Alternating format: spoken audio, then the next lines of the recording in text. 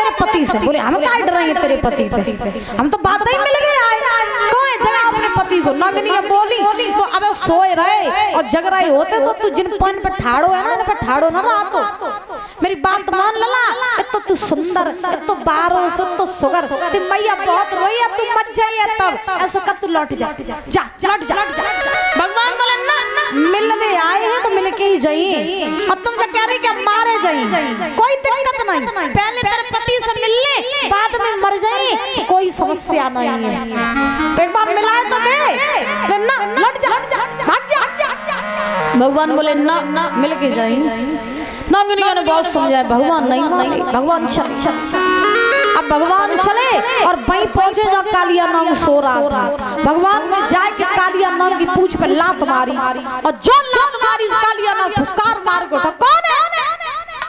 भगवान बोले आंख खोल के देख तब तो पता चलेगा वो कौन है, तेरा काल। कालिया नाग ने आंखें खोल के देखा। अब भगवान छोटो रूप बनाए और खड़े। कालिया नाग हंसन लगो। भगवान बोले हंसकाए रहो तो जा सो, तो कल को बालक तो हमें मारो ना, आओ हमें तो प्राण प्यारे ना। भगवान बोले प्यारे तो है लेकिन तो मिलन आए आते हम, मेरी हार्दिक इच्छा थी। अब महाराज कालिया नाग बोला बेटा हाँ मारे जाओगे। क्यों? अरे हम इतने विषैले हैं, अगर हमने विष का प्रहार तुम्हारे ऊपर किया तो तुम जल के भस्म हो जाओगे। भगवान ने कही वो तो टाइम बताएगा कि कौन किसको मारे। और भगवान ने कहा मारो चाहिए नजर भर के देख ले, मारो चाहिए नजर भर के देख ले।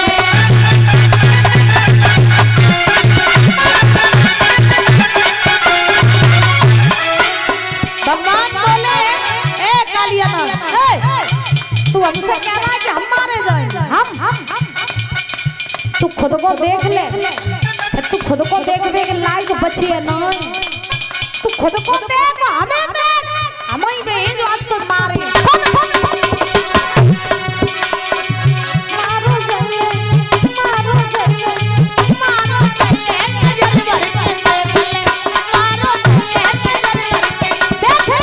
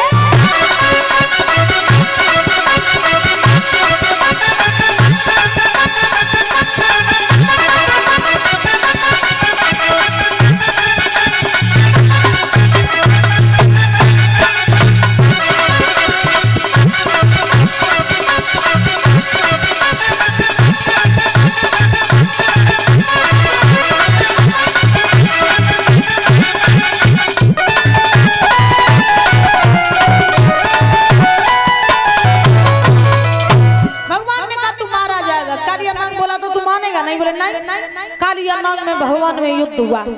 कालिया नाग अपने विष का प्रहार प्रभु के ऊपर करने लगा, भगवान में उसे मारने लगे। एक बार तो कालिया नाग ने अपनी पूंछ में भगवान के शरीर को कस लिया, जकड़ लिया। भगवान सोचे अब तो इसने मुझे फांस लिया, अब क्या करें?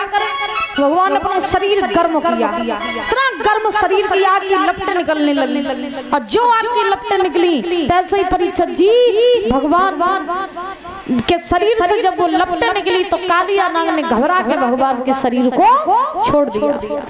भगवान ने अपनी माया के द्वारा कालिया नाग की शक्तियों को खींच लिया। कालिया नाग जब शक्तिहीन हो गया तो भगवान उसे मारते जा रहे। कालिया नाग की नथ को पिचका के भगवान ने उसको नाथ लिया। बोली वृंदावन बिहारी लाल की। अब जैसे ही भगवान ने कालिया नाग को नाथो, भगवान उसे मारते जा रहे, इसके मुख से रक्त निकल रहा। नागिनियां समझ गई कोई साधारण बालक नहीं, जाने मेरे पति को हराए दो, जो पक्का कोई अलौकिक शक्ति है। नागनी आई पैर पकड़ बोली महाराज क्षमा करो, पहली बात तो हमने आपको पहचान नहीं पाया, तो कृपया आप मुझे अपने वास्तविक स्वरूप के दर्शन कराइए कि आप हैं कौन। भगवान ने चतुर्भुजी रूप नारायणी रूप नागरियों को कालिया नाग को दिखाया। समझिए जो तो नारायण है, इन तक पकड़ना लेके तो गलती करता है, पान में पकड़ पकड़ ले महाराज छोड़ दो मेरे पति को, छोड़ भाई पति मर जाएंगे तो फिर हम लोगों का जीवन समाप्त हो जाएगा, मेरे पति को छोड़ो। कालिया नाग क्षमा मांगने लगा, नाथ हमने आपको पहचान नहीं पाया, हमसे गलती हो गई, भूल हो गई, क्षमा कर दो। भगवान ने छोड़ दिया। अब कालिया नाग शरण में पड़ा है, प्रभु कोई सेवा हो तो बताइए। भगवान ने कही मेरे गेंद ढूंढ के ले आओ। कालिया नाग ने गेंद ढूंढ के दी। अब भगवान ने कही अपने फन पर बैठा के हमें जल से ऊपर ले चलो। कालिया नाग ने फन फैला दिया, भगवान उसके फर पर सवार हो गए, नृत्य करने लगे, बंसी बजाने लगे, और आकाश से देवी देवता पुष्प वर्षा कर रहे हैं कि आज भगवान ने कालिया नाग को नाथ लिया। और भगवान नाच रहे हैं कैसे, क्या कन्हैया और नाग नाथ ले आए सवरिया।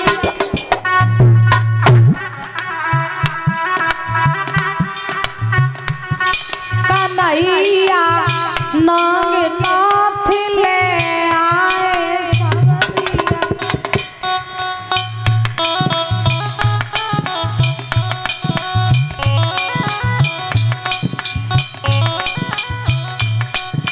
बोलो ओ पीछे वाली मैया, ये चश्मा वाली जी को नहीं बोलती करे, तो मैं तो नहीं बोल रही परीक्षा की। कल तुम बड़े मगन आते, कल समझे नहीं आती पास हो, आज समझे नहीं सोदास बैठे हैं। बोलो ताली बजा, बोलो कन्हैया नाग नाथ ले।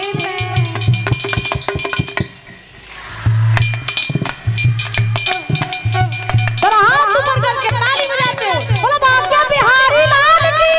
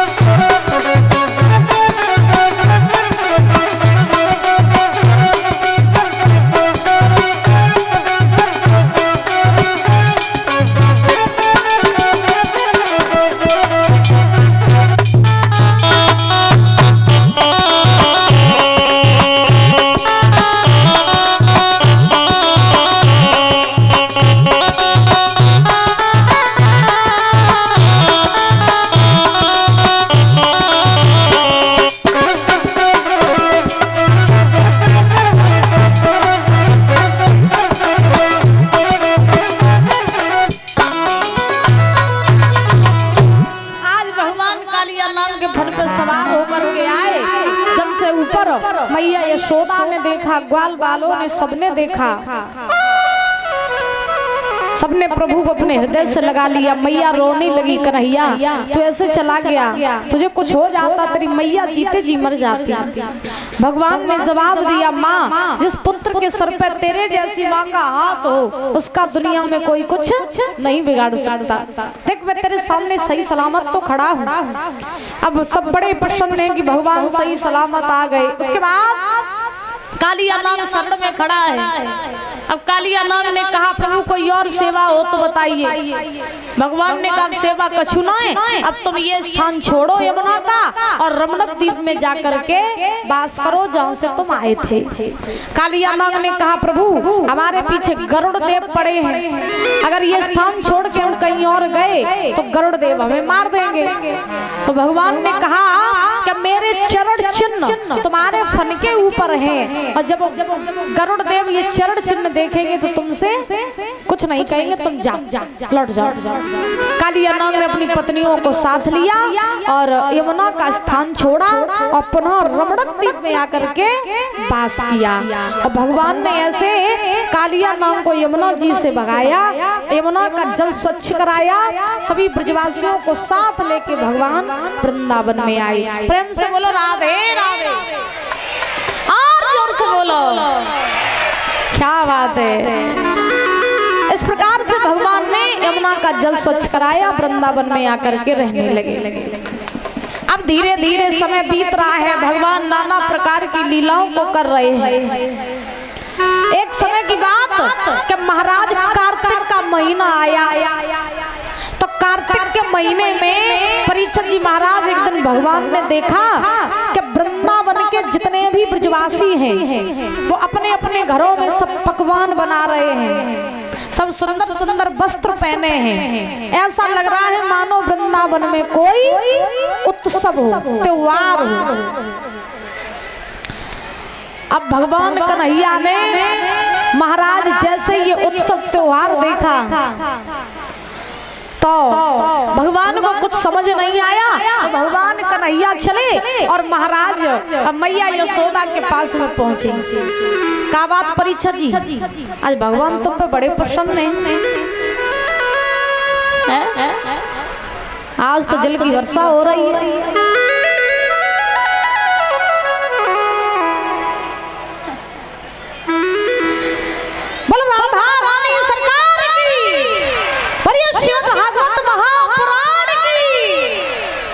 महाराज अब भगवान कन्हैया ने जब देखा तो वो मैया यशोदा के पास में पहुंचे और मैया के पास में पहुंच करके भगवान ने यशोदा से पूछा, माँ? बोले हाँ।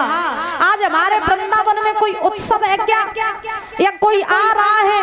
क्योंकि मैंने पूरे वृंदावन में घूम घूम करके देखा कि सब अपने अपने घरों में पकवान बना रहे हैं, सब सुंदर सुंदर वस्त्र पहने हैं। तो ये बताओ मैया, आज हमारे वृंदावन में कोई आए रहो है? तब मैया यशोदा रसोई में भोजन बनाए रही, अति मुंह से पट्टी बांधे बे नहीं बोली। क्यों? क्योंकि वृंदावन में चले जाओ तो वहाँ आज भी ऐसी प्रथा है। कैसी? कि बाकी माताएं जब भोजन बनाती है ना तो वो भोजन बनाते समय बात नहीं करती हैं। क्यों? क्योंकि उसी भोजन का भोग वो ठाकुर जी को लगाती हैं, और जब हम भोजन बनाते समय बोलते हैं तो मुख की जो भाप होती है वो भोजन के भीतर जाती है, और मुख की भाप जब भोजन के भीतर जाएगी तो भोजन कैसा हो जाता है? जूठा। अब जूठे भोजन का भोग फिर ठाकुर जी को लगाओगे? हैं? नहीं लगाओगे ना।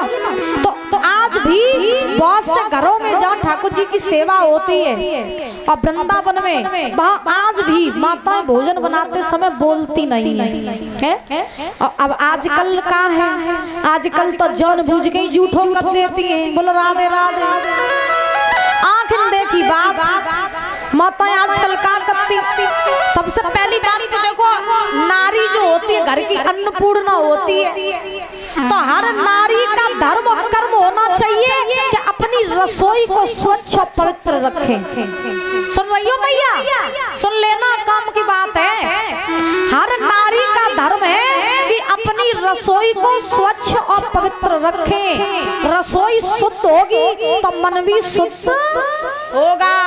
जैसा खाओगे अन्न वैसा होगा आपका मन। हर नारी को रसोई में जब भी प्रवेश करना चाहिए तो नहा धो करके स्नान करके ही रसोई में जाना चाहिए। और भोजन बनाते समय बात नहीं करनी चाहिए। अब आजकल का है भोजन बनाए लो, अब सब्जी बनाए लो, अब इन्हें पता कैसे चले कि सब्जी में नमक ज्यादा है कि कम है, तो का चिमचा में निकाल ली अगर या डाल के चाट ली, वो सही है। सही है।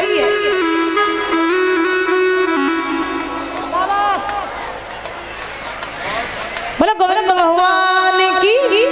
हाँ, तो आजकल ऐसो करती है। अब बहुत सी माता को हमने देखा, रही बात स्नान की, तो बहुत सी माताएं होती हैं महाराज जैसी उठी बिस्तर पे सीधी सीध लगाई लगी किचन की और चाय बनाने लगी, आंखी मींजती जा रही, चाय बनाती जा रही। हजार का करें, चलो चाय की चुस्की नहीं ले ले तलो आंखी खुलती ही नहीं।